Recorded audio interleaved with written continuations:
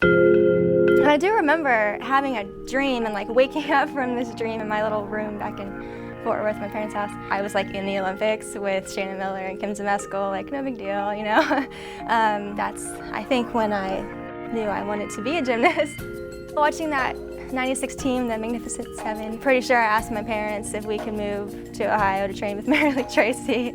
I was always the kid that like won the most improved award. Like I wasn't super talented, but I loved it and I worked crazy hard.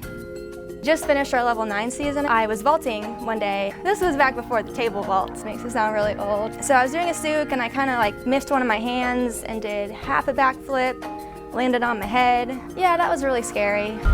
You know, I think every gymnast's fear is like having a serious injury like that and paralyzing themselves. And I know that was my biggest fear. And I remember laying on the mat and thinking, I can't move, I can't move. You know, because you like stiffen up when you have a bad injury like that. And then gymnastics just wasn't quite the same after that. After gymnastics, my pole vaulting career had kind of taken off. It wasn't my first love, but you know, I was super fortunate to be able to compete for the University of Texas. That was awesome. My boyfriend at the time, who is now my husband, his best friend was Floreani. In 2007, we had just started FloSports. My brother wrestled in college and I ran track, and we both knew that there was a need for more content around what we were passionate about.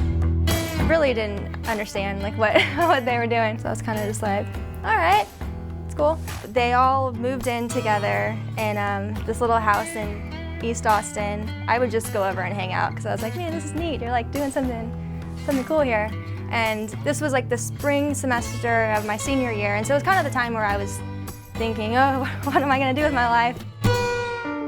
I always thought that gymnastics would do really well with the flow model. And she pitched us on starting gymnastics. You'll have to start a gymnastics site, like it's gonna do so well. Being out of it, of course I missed it. And I totally saw firsthand how easy it is to fall out of touch with gymnastics. And it was hard to be a fan and stay up to date on things. But still, I was like, you know, they're like sleeping in a van, they have no money. I had amazing grades and probably could have gotten a great high-paying job somewhere. And of course my parents were pushing that. The thing that really pushed me over the edge was the fact that I completely believed in it. I knew, because I experienced it firsthand, the void that needed to be filled. I went and met Martin and had, you know, just like a good, honest conversation. The first thing I asked him was like, all right, be serious. Am I gonna have to sleep in a van? And he was like, no, we're way past that now. Like, we can't really afford hotels.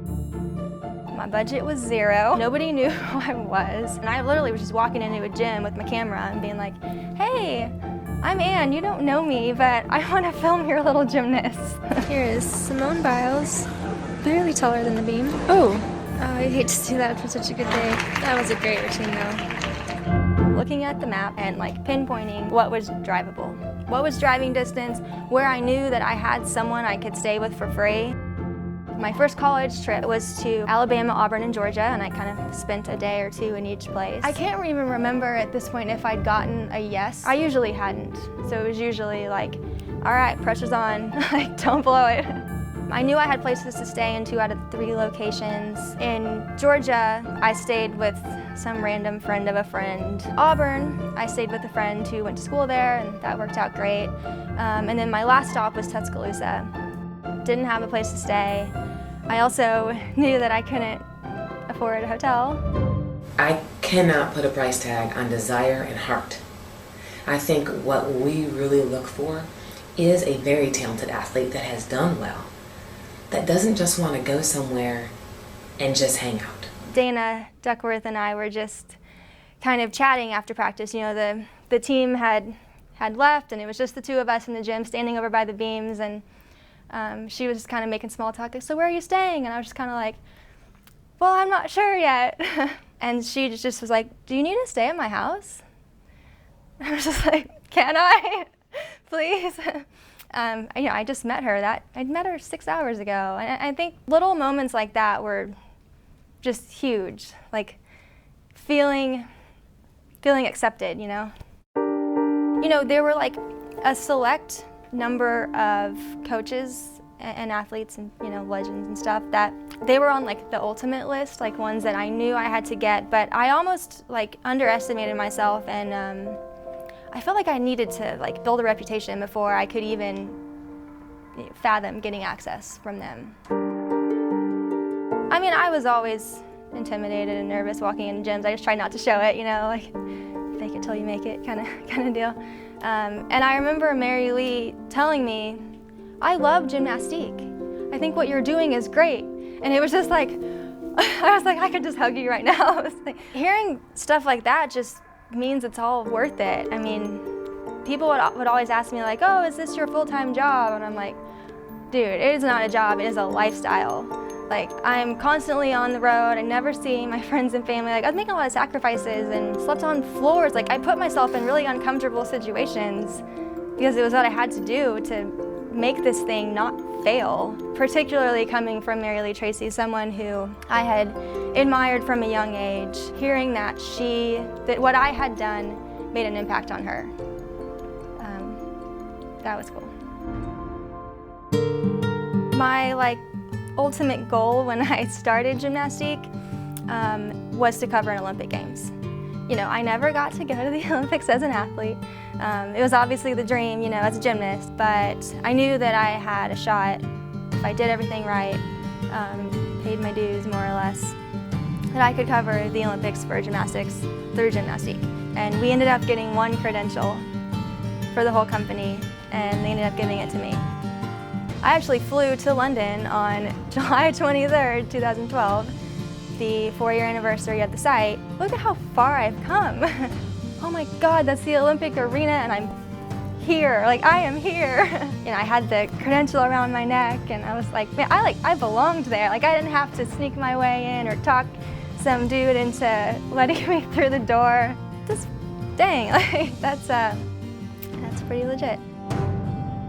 I worked incredibly hard the entire time that I was running gymnastics, but you know, it was okay, like, because I had a really huge goal to accomplish in getting to the Olympics and getting gymnastics into being a worldwide known brand and being accepted. I think around the time of the Olympics, there was, you know, maybe slightly less pressure that we were going to go under as a company, because I totally went above and beyond because I was so afraid we were going to fail. Yeah, I felt like an athlete that had trained all 4 years for this thing and I was done and I needed a break. I was afraid to walk away because if I left, there was no one there to fight for the site, to keep it going. Like, we just didn't have the right person in place to take it to the next level. Well, even though I wasn't still really involved in gymnastics, that was one of my biggest passions. I had done it for 20 years of my life. I think I was always a gymnastics nerd. I had my own code of points, so I would, you know, read through that in my spare time. I would be the one who, you know, if my teammates needed to do a new skill or they were missing something from their routine, they would come to me because I knew all of the skill values, I knew all the requirements. And really when I was retired, I guess once college ended, it was like a big part of me was missing, that, you know, I still really craved being involved in some way or another. I was in my first semester of grad school. I wasn't looking for a job at all. I was committed to a 2-year program. And my coach at Maryland actually emailed me and said, I guess Anne had reached out, that they were looking to hire someone who was a former gymnast who had some media experience. And my Maryland coach sent it to me and was like, this is perfect for you. And I remember, I actually remember where I was when I got that email, and I was like, oh my gosh, this is the perfect job. Becca was persistent. So I set up a phone interview with her, liked her a lot. And then they flew me down for an interview. At this point, we were no longer in a house. We were in an office. So we moved up in the world. In college, all of us just thought it was a blog, there were these great videos, but we didn't really know much about it. But seeing that it was, you know, a real company, and meeting everyone and seeing how passionate they were about their respective sports, it was definitely a place that I wanted to work at. Her first week, I was with Chelsea Mimmel in Wisconsin doing the Mimmel shoot. And those shoots are crazy. It's 16-hour days, nonstop. I didn't have time to onboard her. I had one day where I worked in the office, and then I knew that I would be driving up to Dallas for Kim Zemesco's Texas Prime Legends meet. She didn't really know what she was getting into. She knew that we were doing it live, but didn't realize that she was part of the crew. I was a little surprised to hear that I would be commentating. I had never really done that before. You know, said this like the day of the meet. It was like, oh yeah, of course you're doing on-camera commentary. And I could tell she was a little nervous. Got a 9.625 on beam yesterday. We'll see if she beats that. Now McKenna Kelly from floor. Very routine. That will definitely help Team Breton out. It was definitely intimidating at first, but it was kind of like that was where being a gymnastics nerd kind of helped me out. You know, I knew exactly what I was talking about. It felt like even though I had never done live commentary before, it felt like I picked it up easily. Once it was game time, she totally did an awesome job. Just stepped up, delivered, and I was like, all right, she's the girl. When I started at FloCast, we always called it FloGymnastics. There wasn't even a conversation about its naming going to mean something else. To that point, we had Flow Track, Flow Wrestling, Flow Swimming. I was going to be the foresight, FloGymnastics, obviously. But then we decided that, you know, maybe having Flow Track and Flow Wrestling would take away from gymnastics if we just called it FloGymnastics. So then we started, you know, brainstorming, and somehow we came to Gymnastique. Once it was basically decided, okay, fine, we're not going to do FloGymnastics, then it was just like they all turned to me and were like, we need a name. What's it gonna be called? And I'm just like, dude, I don't know. It was FloGymnastics 2 minutes ago. Like, let me think about this. So Gymnastique is the Greek word that gymnastics was derived from. And so I'm like, okay, you know, there's meaning in that. Like, gymnastics basically started in Greece, and okay, that's cool. I was like, but it looks like gymnastique, and that's not a very pretty name. I think I wanted the French spelling, like IQUE. But that URL was taken. And so what I did is I actually emailed it out to like 5 of my friends and family. And I was like, hey, call me and tell me how you pronounce this word. And like 3 out of 5 said gymnastique. And I was like, fine, it's gymnastique. I've had several people ask me before I worked here and since what the name actually is or how it's pronounced. Even back in college, I had a friend that was on my gymnastics team, and this was just last year, and we were watching a live meet. She was like, I need to go get my gymnastic thing renewed or something. Man, the worst time, so I was interviewing Michaela Moroni around the Olympics, sometime around then, and at the end of the interview, she goes, thanks, Ann, I love gymnastic. And I was just like, but I've even heard gymnasticky. So there's definitely a confusion on how to say gymnastique. I think it's great, you know, finally transitioning into FloGymnastics. And I think it's kind of like a celebration of where gymnastique has come from. You know, it's always been part of Flow. It completely grew with Flow. And, you know, it's almost like we've been engaged the whole time, and now we're just like making it official. The landscape of gymnastics and being a fan of gymnastics has changed considerably. You really had to wait 4 years, wait for the Olympics to come around to see high quality gymnastics on TV. But now you can go on the internet and there are thousands of videos. A lot of my motivation too was being able to celebrate the athletes. Like, you know, they're putting in so much time and giving so much of themselves to training, and they'll maybe make like, I don't know, the New York Times, and they'll call the beam the bars, and it's just like standard, you know?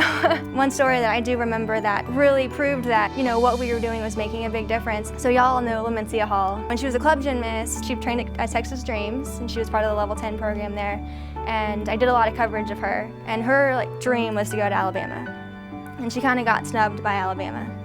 And so she was later in her recruiting process and didn't have a school yet. And Dee Dee Bro at LSU actually saw the videos that I was doing and recruited her. And I didn't know any of this until her parents came up to me at a meet, and they were just like, Ann, we have to thank you. You got our daughter a scholarship. And I was just like, what? That's awesome. When I left my position at Gymnastique, I've heard a lot of of rumors. I've heard that I sold the company and I now live on a beach. Well, that would be awesome, but that's not what happened. But I still work here. I do. Actually, the new website that's going to be coming out with the launch of FloGymnastics, my team and I designed that. I'm really excited for the transition to FloGymnastics. We're not really changing anything we're doing. I'm still going to be doing the same kind of content, still going to be covering meets, doing interviews, getting to do all the stuff that I love, but it's just going to be under a different name and with a different website that sounds like it's going to be phenomenal. So even though the name is changing, it's still going to be the same people, it's still us here doing the same content, just now we have the resources to make it bigger and even better. Even though I'm no longer personally covering gymnastics, I'm definitely the #1 fan of the site, and I'm super pumped about the future and the team that we have in place to take this thing to the next level.